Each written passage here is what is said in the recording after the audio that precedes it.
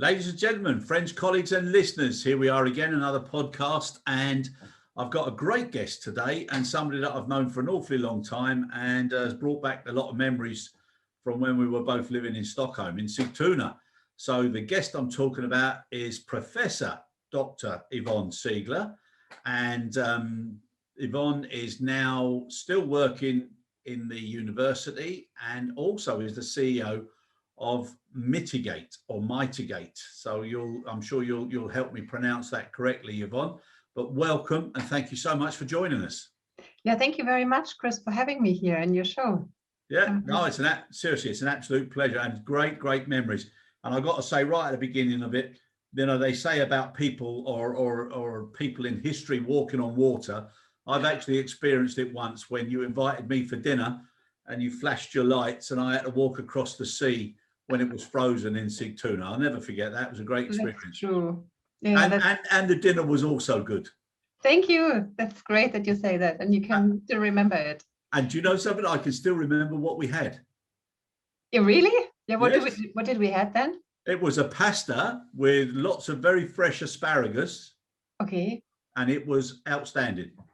Thank you. This was probably something I took from my time when I was working for Lufthansa Cargo in Italy. Yep, could be. Yep, I had the benefit. The wine helped, but it was a lovely, great. Thank you. So that's how we know each other. So now, how did you come now to be the CEO of Mytigate? Is it Mytigate or Mytigate? How do you? I mean, we say Mytigate. Yeah. Because I think it sounds a bit nicer because it's like a little bit like this Lord of the Rings thing, like Mytigate. Yeah. Okay, yeah. So basically, when we departed in Stockholm, I moved back to Frankfurt and worked there for Lufthansa Passenger for a couple of years, and then in 2007. I had the opportunity to join Frankfurt University of Applied Sciences because we had, they had a dual study program, aviation management, a bachelor program that was run together with Fraport AG, basically all big airport operators, and now also Lufthansa is our partner. So for me, this was a nice opportunity to switch from practice into science and transfer some of my knowledge that I gained. And there I was active in different positions. I was the dean of our faculty for a couple of years. I set up also a tourism management bachelor program and an MBA, Aviation and Tourism Management. And then I did quite a number of really interesting research projects.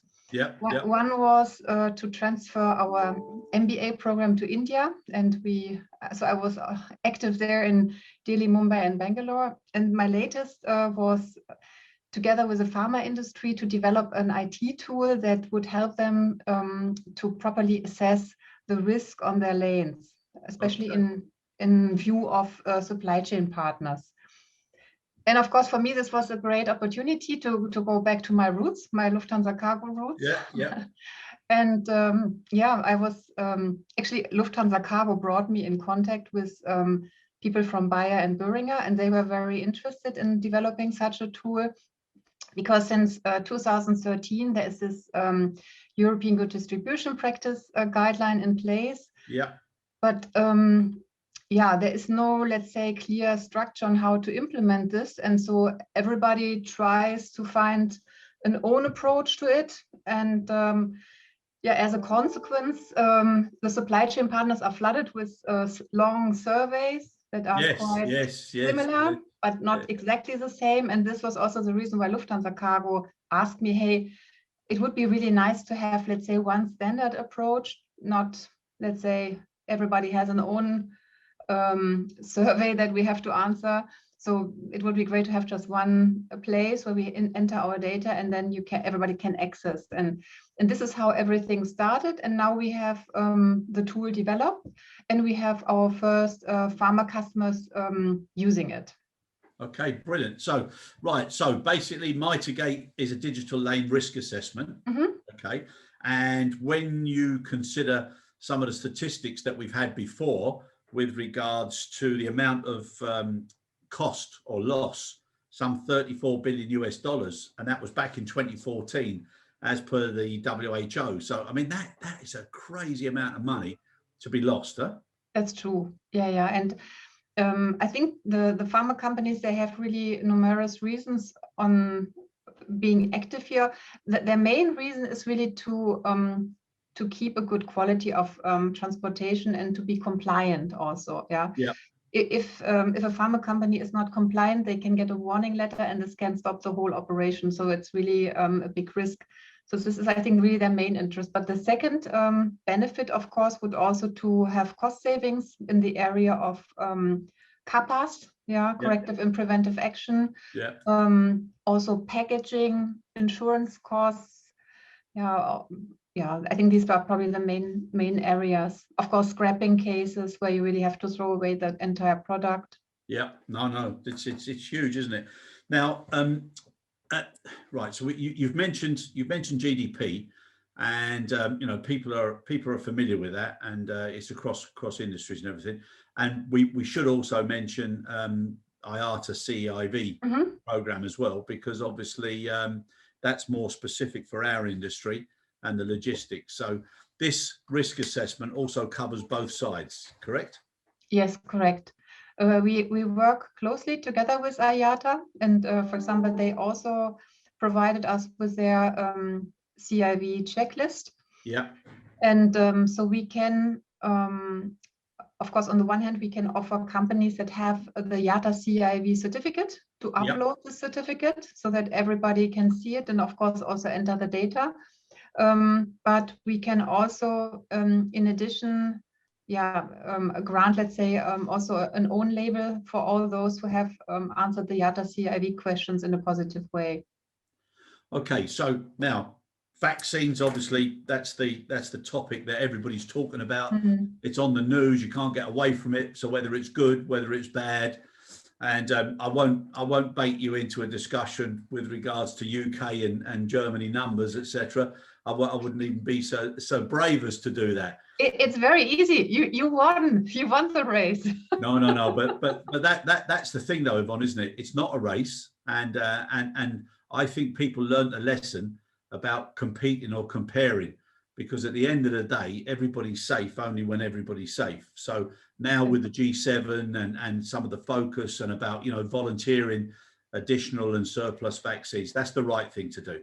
And everybody that's had problems in the past, now everybody should be collaborating to help get this across, and then make people, and I mention that word now, and that's just my opinion, but make people do things differently in the future, because in some cases it's not good enough just to say we haven't got the capability or the capacity. There's certain priorities that have to be made, and everybody's health, especially those that are more vulnerable than others, is paramount above all. Yeah, absolutely. I 100% agree. Yeah. And I think I also hope that maybe in the future our governments are even better prepared to have, let's say, certain products and everything. I mean, masks and everything that's necessary to prevent such a pandemic also available. Yeah, no, I totally agree. And I wish I could discuss at the same level as you, especially now I'm talking to a professor doctor. But my simple approach is, certain things in life and business should not be allowed to happen if certain basics are not introduced and part of the foundation and fabric, because it's not right, and then again, it's also this business about green eyes and people criticizing those that are successful. I've never seen a poor man give other people jobs. So success should be celebrated, and it's what brings the society forward. So again, all of this positivity now needs to come about instead of all this negative media coverage. And the carriage of pharma is not something strange to aviation or the logistics supply chain. It's been happening for years. But what quite rightly is being emphasized now is when you look back, even though to 2014, to have that amount of wastage, it's unacceptable, because bad handling or incorrect handling, that's risking somebody else's lives already. That's because true. if somebody's depending on medication or vaccines or whatever it is, you know, and then people don't handle it correctly. That's totally unacceptable. That's true. But I think there are also some challenges that have been popping up, connected also to the transportation of vaccines.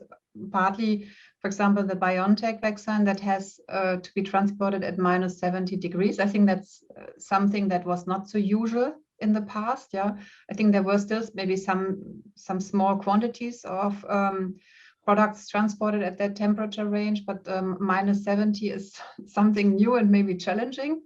Yeah. Also for the airlines to make sure that they have sufficient dry ice to be able to cool the container. Yeah.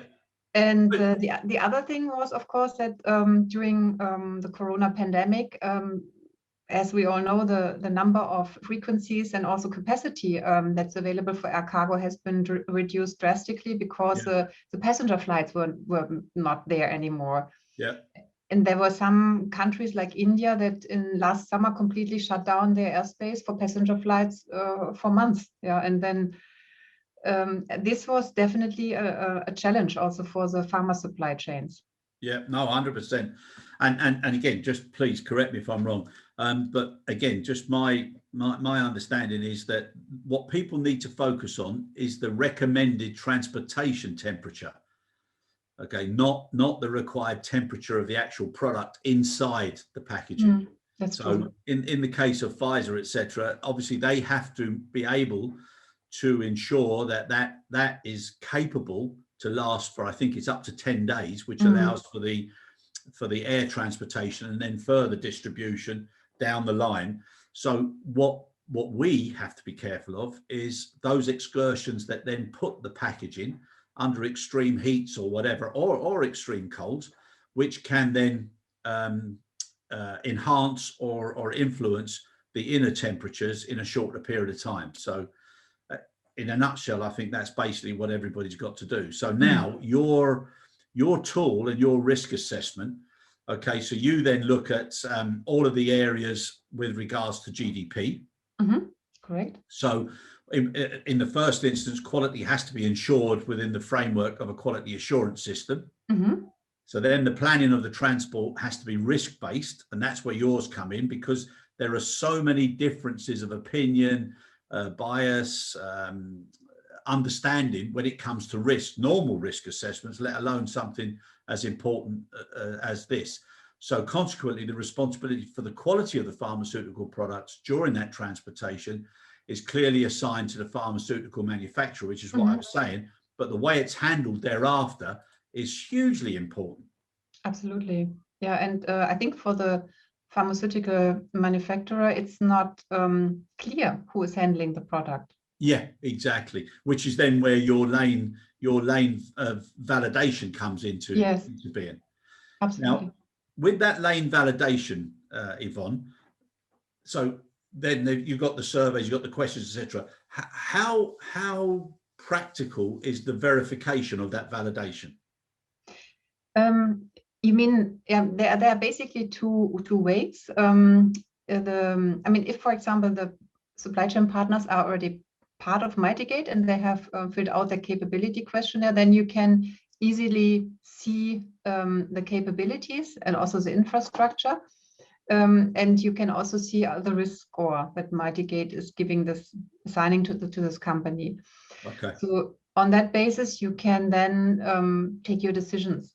However, you can also, once you have, let's say, created or selected your supply chain partners and created a lane, then you can assign shipments to the lane, and you can also assign quality data that you collect with these shipments, for example, data logger data, for example, or also operational data if there was any delay in either the pre-transportation, the trucking, or the flight. Yeah, this kind of information can be fed back to the lane and to the supply chain partners. Okay, very good. And obviously all of the pharma community, like obviously being in the business as long as we have, the pharma community is very small, very close. And if there is anything that's of concern or threat to that particular community, word gets around very quickly. That's true. Yeah, and the pharma community also wants to have the possibility to do an own assessment of the supply chain partner, a kind of rating assessment. Yeah. So if somebody is fully compliant or compliant with minor, with minor aspects or not compliant. Yeah. So in principle, and like in the old days when we were at Lufthansa, you get surveys and questionnaires coming from all sides, and like you said earlier, they were never consistent, never the same. So if the pharma community is now doing its own self-assessment, if they're part of Mytigate, then that self-assessment would be consistent with anybody else that might do it. And would they share that so that you don't end up having to be self-assessed by multiple pharma organizations? Yes, the advantage here, of course, is that I mean, you can also have the possibility to feedback audit information, which I said, to the corresponding supply chain partners, and this, of course, can also be an indication, let's say, for other pharma companies to say, hey, okay, Bayer just audited this company. Yeah. Gave them fully compliant ratings, so maybe we can at least wait another year. So of course you probably will have to audit the supply chain partners still, but maybe not within 1 year or 2 years, but maybe 3 years. Okay. They can leave the intervals in a higher. Okay, very good. And so this is very important now for carriers who've got so many subcontracted GHA partners, and it's also important for large GHA groups as well. That's true. Yeah, for them, on the other hand, it's also a great possibility to showcase your capabilities. Exactly. At the moment, that my personal impression is that those who have, let's say, a real focus on pharma and on quality, they are quite eager to enter their data into Mytigate. And the other ones, they say, maybe we have to wait a little bit, maybe get the CEIV certificate first, before we do that. Yeah. So people's presence and confidence speaks for itself. Yes, that's true. So when we talk, but on the other hand, of course, it's also nice that we attract the good ones. 100%, always good if you lead with the best. Yeah. So now, as far as problems that occur with pharma transportation, so the incidents and something that people have got to be very aware of now is counterfeit. Yeah. Which is, I mean, that I cannot imagine a worse approach to counterfeit than if it's to do with vaccines or anything to do with pharma products. That's true. I think that's you cannot believe that people would do that. So you've got that now also with the value, and and as the vaccines are important for people, you've got theft as well, which is another crazy approach and investment that has to be put into the hand of a pharma. That's true. There are some pharmaceutical products. One example is Viagra, with a huge black market value. That's very prone to be, let's say, a product that's stolen. Yeah, I can't think why, but it's well known. Then you've got things like obviously damage due to handling activities, even vibration and incorrect documentation. Obviously, we know about temperature deviation. There's accidents, there's loss, there's delay. Also, mitigation inefficiencies where it comes to power outage, no backup, etc. So there's so many things that can go wrong behind the scenes. Yeah, and the advantage again of Mytigate is that, for example, if you have a product that's where you have a high risk of theft, then of course the questions related to security, safety are of a particular importance. And exactly. You can cross-check here what kind of infrastructure the supply chain partners do have. Exactly. So if I was a pharma producer now, I'd be able to use the tool. I'd be able to go on. I'd be able to see all the lanes, the potential lanes, and in principle, that should influence my instruction to whoever would be representing me as a forwarder as to desired routing, desired carriers, desired handlers. That's true. And you can also, you have a filtering function, and you can, of course, also choose filters that are important to you. For example, choose only companies that have the IATA CEIV certificate, for example. Yeah. Or the EU GDP certificate. Yeah. But however, what we have not yet included is, of course, the price, yeah, of the different services. Yeah. And this was on request of the pharma companies, yeah, because they really wanted to focus on quality first. Yep, I agree, and that's the best way, because if it's, well, our industry's been plagued with price battles and price issues and dilution. So it's good that they're folks, and there's no better product to drive that quality. Yes, and probably maybe at a later stage the price discussion will come in, but at least you have maybe a ranking regarding those supply chain partners that provide the best quality.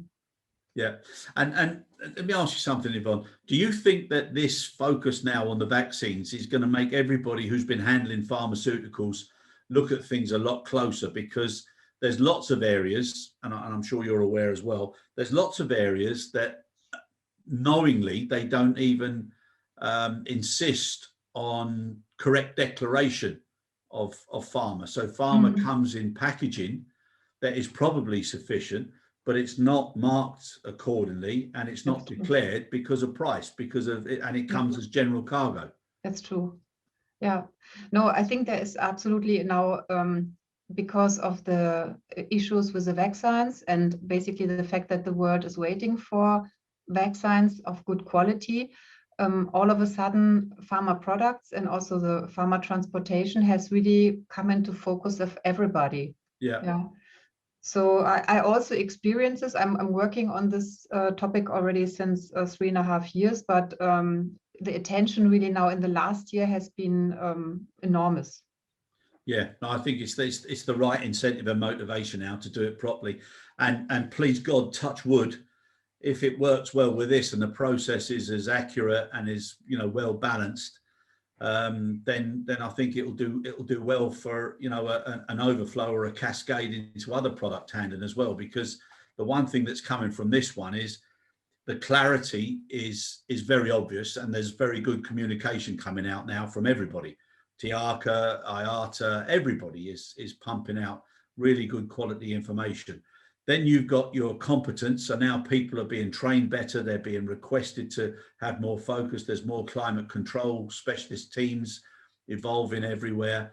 Compliance is a lot tighter. So the actual control of the product should be much better. So I'm sure you're also keeping an eye and gauging the amount of loss over the next couple of years to see whether it drops way below those benchmark figures of 2014.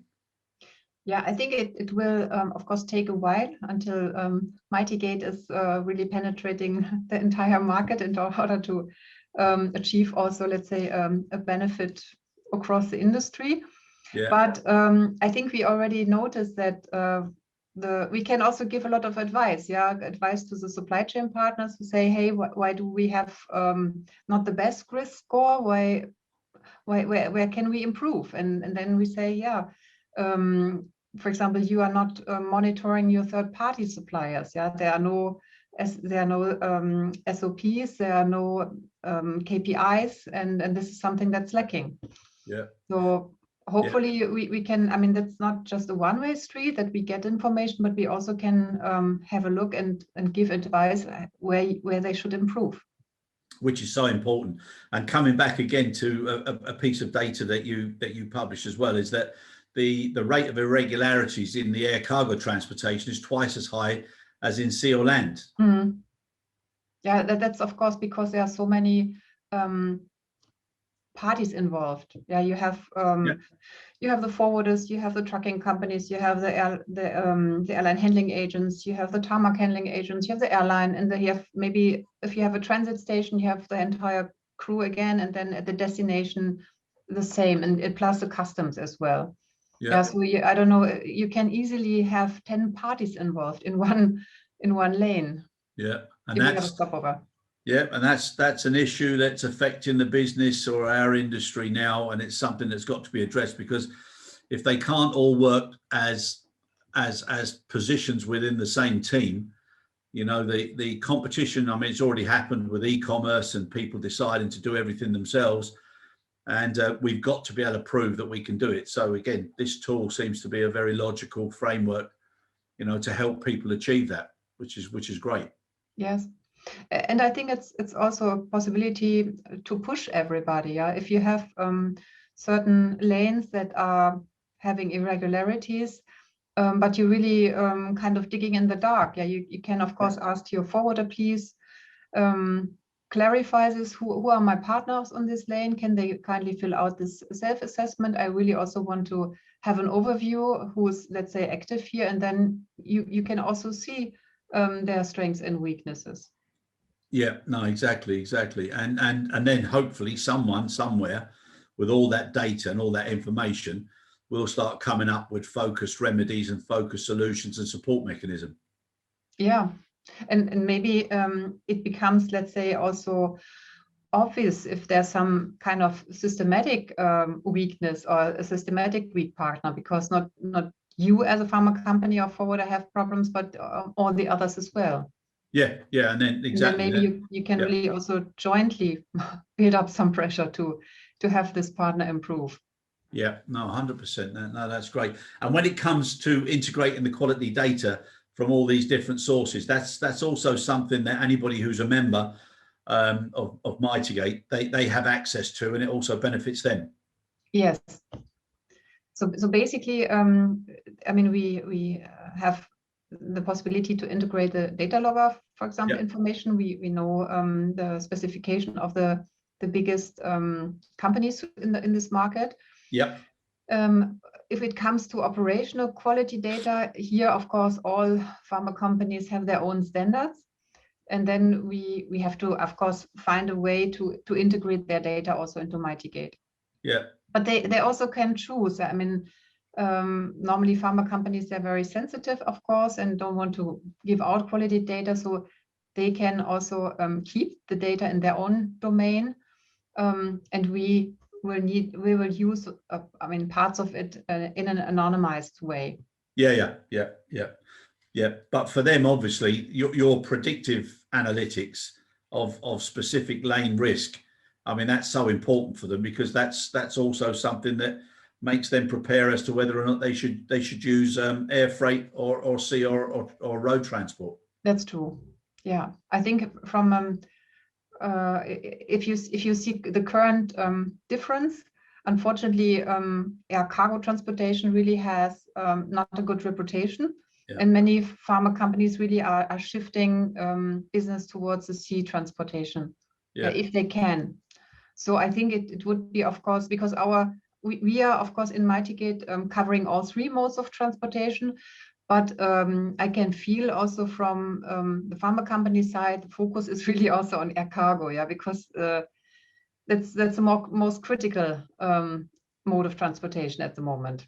Yeah, no, 100%. And if people are able to get it right, even if they have to re-ice after a period of time because it has to be broken down and redistributed, maybe even with private aviation or ferries or whatever, you know, if it's on the islands in certain Asian countries, etc., you've got a huge challenge there. So, I mean, it really is important with the air freight side. That's true. Yeah. Yeah, no, incredible. Now, just another question. So, things like your compliance assurance and the fact that you're able to, you know, shall we say, prove or validate that it can save costs, because everybody who invested in CEIV when it came out, you know, there was a lot of debate about whether they should or they shouldn't, what was wrong with GDP, and then also why would you have to be certified to GDP if you're practicing it and you can prove you're practicing the principles? Surely that's enough. Are you seeing that pharmaceutical organizations now are you know, really focusing on true accreditation and self-assessment and then verification from outside, you know, to be sure that people have invested properly and then they can reap the benefits of that investment?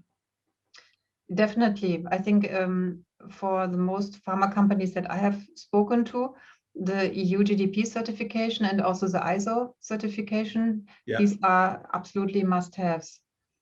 And however, also other certificates, for example, the CEIV certificate, it's still a relatively new certificate.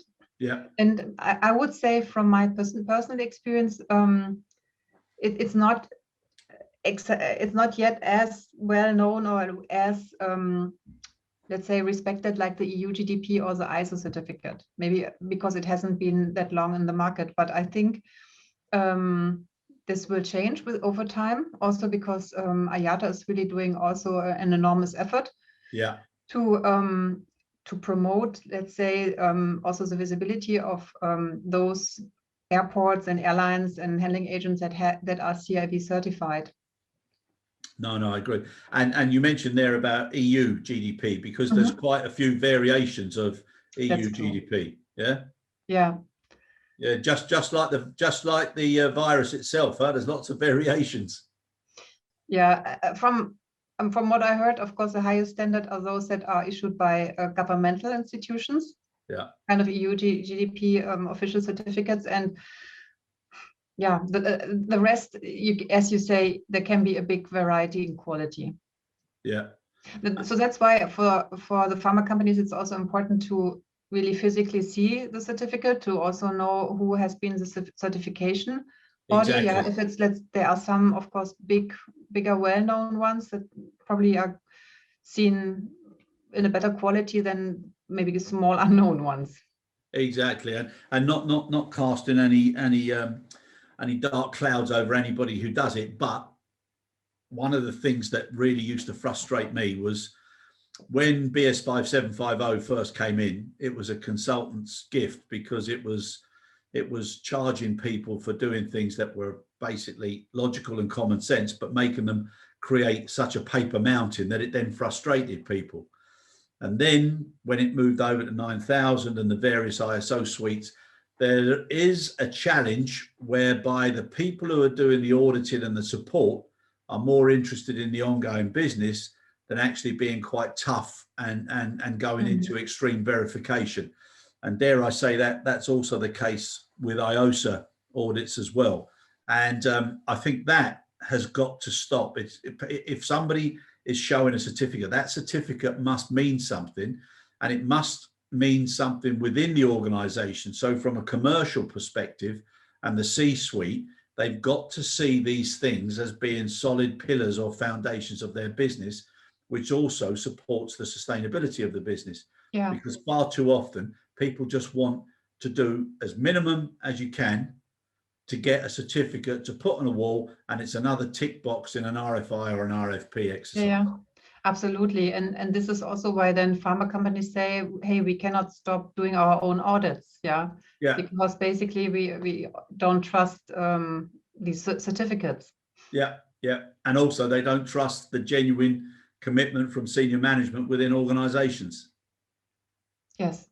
So how do you think the industry is going to overcome that skepticism and that genuine concern? Because anybody that's been in certain organizations or dealt with organizations, you know very well whether the DNA or the culture of a company is genuine or not. Well, for example, if you share your evaluation within Mytigate with the others, then you can of course see if a supply chain partner got a lot of positive comments from pharma audits. Then I think you can be more comfortable that this company is really doing well. And then maybe you say, hey, the other guys have already had a look, so I mean maybe I don't need necessarily to do my audit now. Okay, so you do think then that in time that the pharma community will start to identify like premiership organizations that have done so well, so they give them the recognition and the public sort of support that they've done well. Yeah, definitely. I mean, if the pharma industry would also share their quality data, you would be really able to identify the weak points of the supply chains, and you, on the other hand, you would also be able to identify the excellent supply chain partners.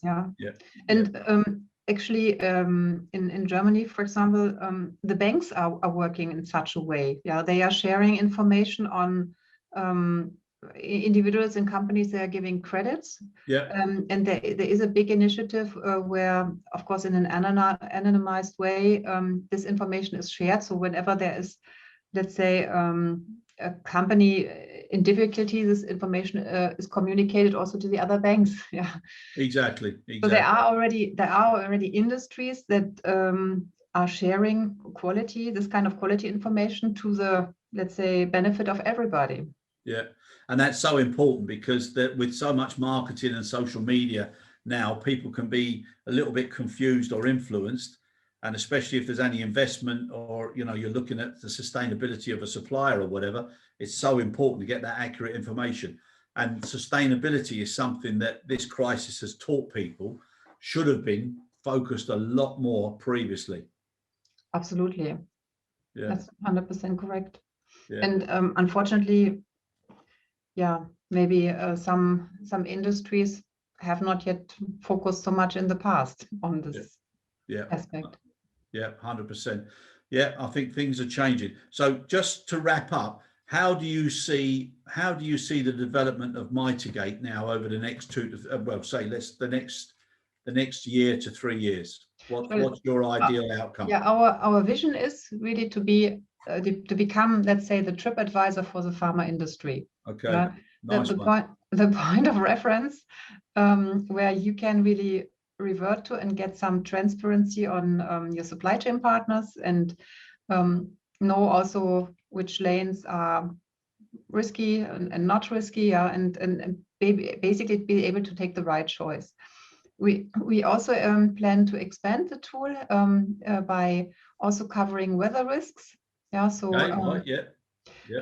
Connecting to a global weather database in order to showcase, as we all know, there are always some parts of the transportation where the shipment is not protected, especially if you are just using a passive protection.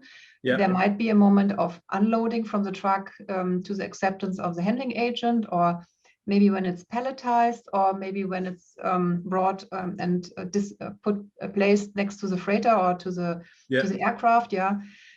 There are some moments where the shipment is really confronted with the external temperature, maybe also with the direct sunlight, and of course, especially for temperature controlled shipments, this is always a risk. And with this new feature that we are currently developing, we also want to give an information about weather and temperature risks of lanes. Okay, very good. Because if people understand why, and I always keep joking around with the acronym, what helps you, then they appreciate more why they should be doing things. Whereas I've been on the ramp myself, and I've said to somebody, why are you allowing it here? And they say, but it's only for 15 minutes, it's only for half an hour. But if it happens there for 15 minutes or half an hour, and then it happens again in transit, and then it happens again at destination, and then it happens again whilst it's waiting to be broken down, that has an impact on how long the inner packaging is credible. Absolutely, So those sort of statistics, Yvonne, I think that sort of awareness for everybody, will make people step up and be a lot more caring now, because they know what the impact of this particular virus has been. So, touch wood, everybody might care a little bit more now as we move forward. I would really also wish so, but as you say, not all pharma shipments are declared as pharma. They're shipped partly as general cargo, and then, it's not the fault of the handling agent. Sometimes you also have to invest maybe a little bit more money to make sure that your shipment is handled in the proper way. Correct. But also in many of those cases, the organizations know it's pharma being shipped as general cargo, but it's not their place to get involved. And it then becomes a commercial dilemma that goes into a different sphere of discussion. But in the end, everybody now should be caring about the credibility of a product of so much importance to everybody as pharmaceuticals. That's true. And I know yourself, I've worked for a long time in the Middle East and other countries as well, where you've got extreme temperatures. And, you know, in some cases, even in pharmacies, and the people who are dropping it off, you know, they never used to focus properly. They'd have things in the boot of a car. And, you know, if you're on the last delivery, you know, it's been in a car for 3 hours at terrible temperatures. I know. We don't talk about the last mile. This is really another story. But the whole area needs to come in. And it's like, true. you know, I've been working with some companies, and one in Saudi Arabia, Nakel Express, and they've put a lot of effort into you know, increasing their fleet and having refrigerated vehicles, and teaching their specialists why it's so important. Which at the end of the day, it's our own families, you know. That's true. But interesting enough, apparently some European airports are more critical than those in the Middle East. Because in the Middle East, you expect some hot temperature anyway, and you prepare. Yeah, but here in Europe, you have maybe in spring, it can be -10 like we had last week, and then you have +15. And I think that's more challenging because you don't know exactly what to expect. Yeah, true enough. Well, listen, it's an absolute pleasure. Okay, maybe we'll get a chance at another pasta meal somewhere, sometime. Then you have to cook, Chris. Pardon? Then you have to cook, Chris. Oh, blimey! Oh, believe you might not enjoy that unless you fancy baked beans on toast with a little sprinkling of Irish cheddar cheese. But no, but hope to see you again somewhere soon, Yvonne. And well done. And I've got a lot of admiration and respect for everything that you've done. Enjoyed the time in Sigtuna and Stockholm. Yes. And wishing you great success with Mytigate. Thank you so much, and thank you very much for having me here today. Absolute I really enjoyed pleasure. it. Absolute pleasure. All the best now. Yes, thank you. Bye. Bye.